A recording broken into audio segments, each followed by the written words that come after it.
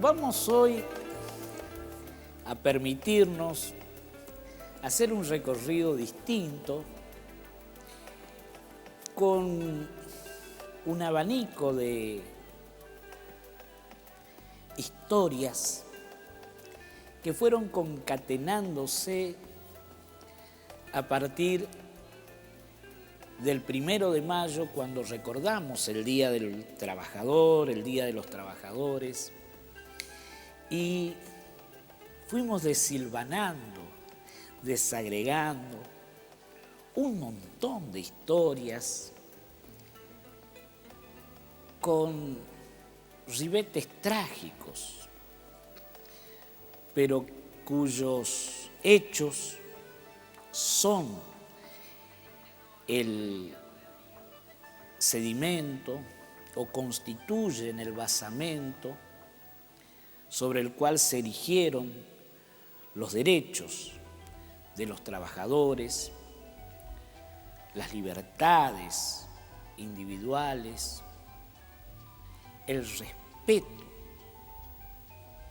al hombre en su vida, tanto individual cuanto social, y en su relación laboral. Y este viaje, este devaneo, si podemos llamarlo así, nos lleva a nuestra escuela secundaria.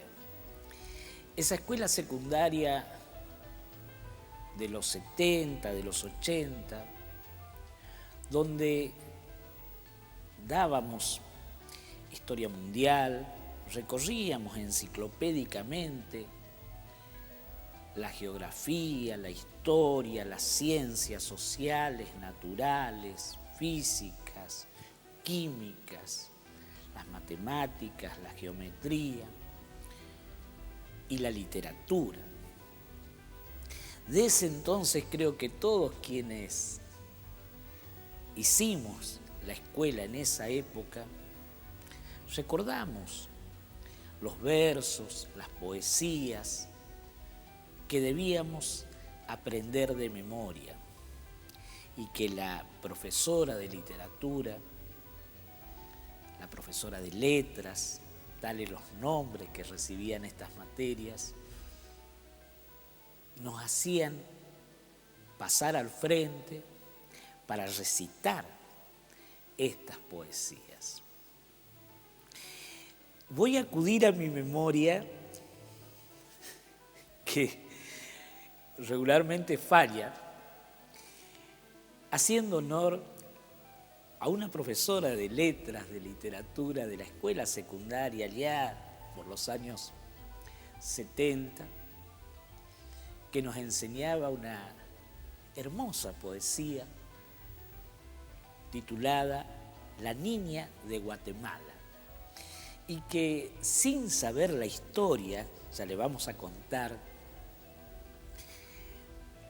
aprendíamos de memoria y debíamos pasar a recitar al frente del pizarrón. Decía más o menos así: quiero a la sombra de un ala contar este cuento en flor, la niña de Guatemala, la que se murió de amor. Eran delirio los ramos y las borlas de recedo, y de jazmín la enterramos en una caja de seda. Ella dio al desmemoriado una almohadilla de olor, él volvió casado, ella se murió de amor. Iban llevándola en andas, obispos y embajadores, y atrás iba el pueblo en tandas, todo cargado de flores. Ella, por volverlo a ver, salió a verlo al mirador. Él volvió con su mujer, ella se murió de amor. Allí en la bóveda blanca la pusieron en 2 bancos. Besé sus manos heladas, besé sus zapatos blancos. Como de bronce candente, al beso de despedida, era su frente la frente que más he amado en mi vida. Ella, por volverlo a ver, salió a verlo al mirador. Él volvió con su mujer, ella se murió de amor. Callado al oscurecer, me llamó el enterrador. Nunca más he vuelto a ver a la que se murió de amor. José Martí. Versos sencillos, La niña de Guatemala. Quizá me faltó alguna estrofa, la memoria a veces falla, pero nos enseñaban la imagen de María García Granados y Saborío. Ese es el nombre de la niña de Guatemala, que vivió de 1860 a 1875 y falleció de una pulmonía, un enfriamiento, como se le llamaba en esos tiempos, en la capital de Guatemala, hija de un expresidente guatemalteco. Vivió en lo más granado de la sociedad de su época y vivió un romance con José Martí, Julián José Martí, cubano, que, hijo de padres españoles, nace en la isla de Cuba y pronto, de jovencito, adhiere a los movimientos revolucionarios tendientes a la independización de Cuba, última colonia española en Hispanoamérica. Por diversos hechos panfletarios fue apresado en Cuba y luego se le permitió su deportación a España. Allí estudió letras, estudió literatura, de allí volvió a América, levantó permanentemente diversos ejércitos libertarios para liberar su isla de la opresión española. Recaló en México, de allí se fue a Guatemala y allí conoció a esta niña, María García Granados y Saborío, preciosa, preciosa. Ustedes habrán contemplado la imagen, nos mira desde el más allá, y ella se prendó de amor por el modernista José Martí. Vivieron un romance y él, vuelto a México, volvió casado y ella al poco tiempo fallece. Los médicos dan el parte de la muerte por pulmonía, pero él le dedica estos versos que luego publica en su libro de poemas, versos sencillos, La niña de Guatemala, la que se murió de amor. Ella está enterrada en Guatemala, fueron trasladados sus restos que permanecen hasta el día de hoy cubiertos de flores rojas y en su epitafio rezan parte de los versos dedicados por José Martí. Ofréndanle los guatemaltecos diversas promesas para que les interceda en sus cuestiones amorosas. Pero, ¿qué tiene que ver este desilvanamiento del poema y la historia de ambos, José Martí y la niña de Guatemala, María García Granados y Saborío? Resulta que para el 1 de mayo sabemos que celebramos a nivel internacional el Día del Trabajador. Encontré, leyendo acerca de la historia del Día del Trabajador, la nota que hiciera José Martí en su carácter de corresponsal del diario La Nación de Buenos Aires, Argentina, en Chicago, con motivo del ajusticiamiento por la horca de 5 rebeldes, los 5 mártires de Chicago, que habían participado en esos días de mayo de 1886 en las huelgas y movimientos que pretendían la mejora de las condiciones laborales en la revolución industrial norteamericana, que oprimía con la máquina, con los trabajos a deshoras, con jornadas interminables de sol a sol, a los obreros, a los proletarios. José Martí presenció este ajusticiamiento y escribió una extensa nota que salió publicada a los pocos días en el diario La Nación. Invitamos a los televidentes a recorrer estas páginas, a buscar el texto completo de la nota escrita por José Martí, ese que también escribiera: cultivo una rosa blanca en julio como en enero para el amigo sincero que me da su mano franca. Aquel también que escribiera esos versos que fueron musicalizados en Guantanamera: yo soy un hombre sincero de donde crece la palma y antes de morir me quiero pintar mis versos del alma.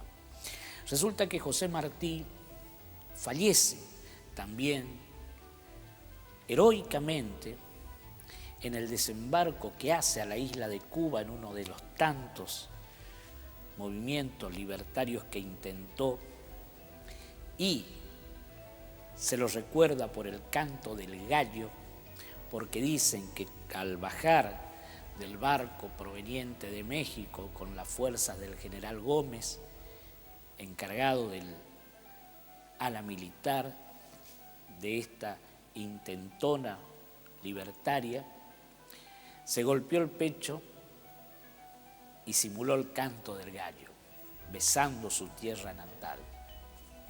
Alejándose de la partida del general Gómez, recibió una andanada de tiros, cayendo herido de muerte. Su cuerpo fue hallado, fue reconocido y sepultado honrosamente. Hoy es considerado uno de los héroes latinoamericanos que lucharon por la independencia de su tierra natal. Está a la par de Bolívar, de Washington, de San Martín. Su monumento es motivo de recordación en muchos lugares del mundo, tanto americanos como europeos. La efigie, la cara flaca, bigotuda, el cuerpo enjuto, enfermizo desde joven de José Martí recuerda la idea de libertad. Pero esta lectura de la nota hecha por José Martí nos llevó a un movimiento prácticamente apagado. Ese es el nombre que dan los politicólogos y filósofos de la política a la realidad actual del llamado movimiento anarquista. Anarquismo, voz que proviene del griego, voz compuesta que significa sin gobierno. Vamos a, entonces, en esta divagación, como le llamamos, a pasar de José Martí a ese movimiento que tuvo ribetes absolutamente heroicos, románticos, violentos, con fechas y hechos de fines del siglo XIX y comienzos del siglo XX, a lo largo y a lo ancho del mundo. El anarquismo es una teoría política, una filosofía que pretende la eliminación del Estado y de todas las instituciones que coartan o que coarten la libertad individual. Dicen que tanto el Estado como la religión, como las corporaciones, coartan los derechos y la libertad individual. Por ende, pretenden la eliminación del Estado, de la religión, de las instituciones, y que el hombre, solidaria y libremente, viva en un ambiente de libertad, que de tal modo el hombre puede prosperar, puede progresar y va a tender hacia un mundo ideal donde la felicidad sea el modo de convivencia. Tuvo teóricos de trascendencia internacional como Proudhon, Kropotkin, Bakunin, de procedencias rusas. Fue un movimiento que tuvo su momento más alto y álgido, como dijimos, en épocas de la Revolución Industrial. Fue un movimiento paralelo al socialismo y de la Europa del Este. Tuvo radicación en Alemania, tuvo importantes teorizadores en Inglaterra, en Gran Bretaña, que vivió una revolución industrial también feroz, con consecuencias sociales totalmente violentas para los obreros. Tuvo su repercusión en América, en los Estados Unidos de Norteamérica y en nuestro país. Recaló también en el viejo continente con mucha preponderancia en España.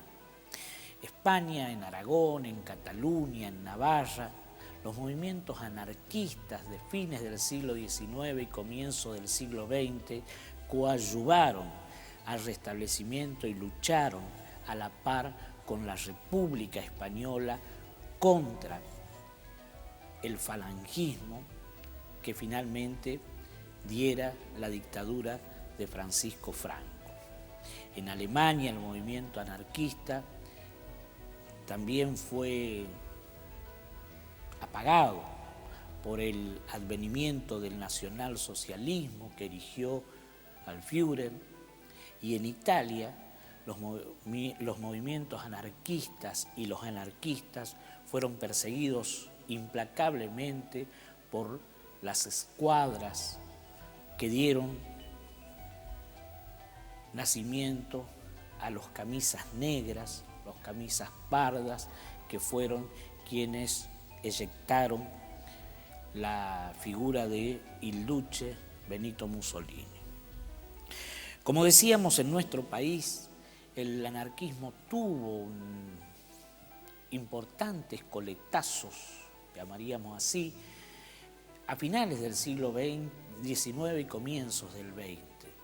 Figuras como Simón Radowiecki, ya lo vamos a ver, como Wetzel o Winkel, como Antonio Soto en los días trágicos de la Patagonia, la Semana Roja en Buenos Aires con Radowiecki, con Severino Di Giovanni en su anarquismo expropiador, así se llamaba este movimiento dentro del movimiento anarquista. El anarquismo pretendía y propugnaba la superación del hombre libre individualmente. Por ello, en La Boca, principalmente, que era la Babel de Buenos Aires, proliferaron las escuelas anarquistas, escuelas de oficios, donde se enseñaba dibujo, se enseñaba pintura, se enseñaba a leer, se enseñaba a escribir, se enseñaban artes y se leían periódicos como La Protesta y con nombres todos propios del lenguaje anarquista. Estos diarios, estos panfletos, estos periódicos proliferaban en la Babel, que era La Boca, donde cohabitaban genoveses, asturianos, judíos, árabes, sicilianos, toscanos, rusos, ucranianos, alemanes, serbios, herzegovinos, montenegrinos, toda una serie de inmigrantes provenientes de la famélica Europa de fines del siglo XIX e inicios del siglo XX. Y vamos a rememorar también en esta nuestra Contando Historia a un escritor muerto en 1942, joven, uno de los escritores más fustigados en su momento, más vilipendiados por la crudeza de sus notas publicadas en el diario El Mundo, bajo el título Las aguafuertes porteñas. También escribió aguafuertes de su paso por España, escribió misceláneas y notas de su paso por África, por Marruecos. Hablamos de Roberto Arlt, el del juguete rabioso, el de los lanzallamas, que, como José Martí, en su carácter de notero del diario El Mundo, publicó la nota el 7 de febrero de 1931 en que relata la muerte por fusilamiento del anarquista Severino Di Giovanni. Severino Di Giovanni, un joven italiano que había vivido los días de hambre de comienzos del siglo XX, allá en su Italia natal, autodidacta, después estudió para maestro, enseñó allá en su vieja Italia y después, por sus ideas anarquistas, partió en la bodega de un buque rumbo a la América, a hacerse la América. Cuenta otro grande escritor aún vivo, argentino, nacido en la provincia de Santa Fe, Osvaldo Bayer, que estos barcos provenientes del sur de Europa venían calientes de ideas que incendiaban sus bodegas. Y así vino Severino Di Giovanni. Casóse en Buenos Aires y a su hija, a una de sus hijas, le puso de nombre América. América. Qué lindo nombre que habla de por sí del ideal que los transportaba a estas tierras de promisión. Pero resulta que venidos y desembarcados a la América soñada, encontrábanse muchos inmigrantes con una realidad hostil, dura, adversa, con todo por iniciar y con un estado muchas veces violento, perseguidor, implacable, que los buscaba pacificar y civilizar usando la terminología sarmientina a fuerza de sable y hambre. Vamos a ver entonces en nuestras Contando Historia, la historia de estos hombres que dieron su vida por sus ideales. Contando Historia.